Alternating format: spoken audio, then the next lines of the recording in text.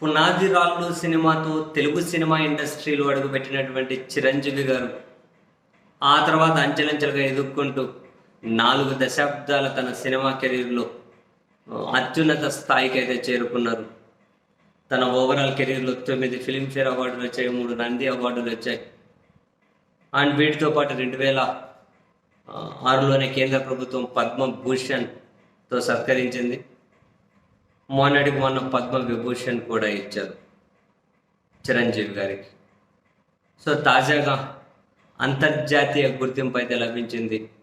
4 దశాబ్దాలుగా ఆయన సినిమా పరిశ్రమకు చేసినటువంటి సేవలను గౌరవించుకుంటూ అంటూ UK parliament life achievement award ఆయన జీవన సౌకల్య పురస్కారాన్ని అందించనుంది.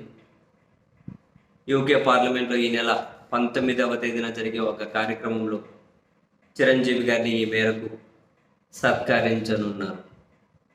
సో మొత్తం మీద లోకల్గా నేషనల్ వైడ్ ఇప్పుడు ఒక ఇంటర్నేషనల్ గుర్తింపును అయితే చిరంజీవి, ఒక ఇంటర్నేషనల్ గౌరవాన్ని అయితే చిరంజీవి గారు పొందబోతూ ఉన్నారు.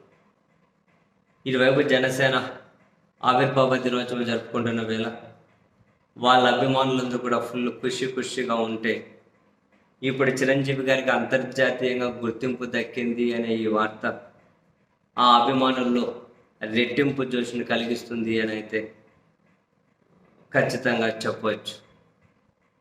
ఈ నెల 19న జరిగే కార్యక్రమంలో చిరంజీవి గారికి ఈ సత్కారం యూకే పార్లమెంట్లో జరగబోతూ ఉంది.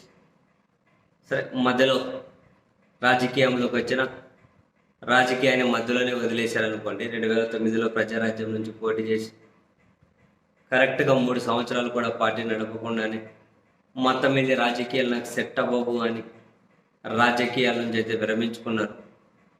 సరే, ఆ రాజకీయ ఎపిసోడ్ అన్నది ఆయన రాజ్యసభ సభ్యత్వం ముగిసేంత వరకు ఆయన కూడా రాజకీయాలు అటు ఇటు ఉంటూ వచ్చారు.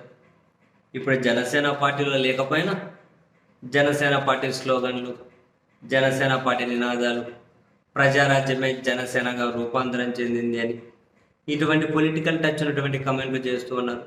మరోవైపు ఆయన ఫుల్ ఫ్లెజ్డ్గా సినిమాలు కూడా తీస్తూ ఉన్నారు. కూడా విశ్వంబర అనే సినిమా అయిపోవచ్చినట్లుంది.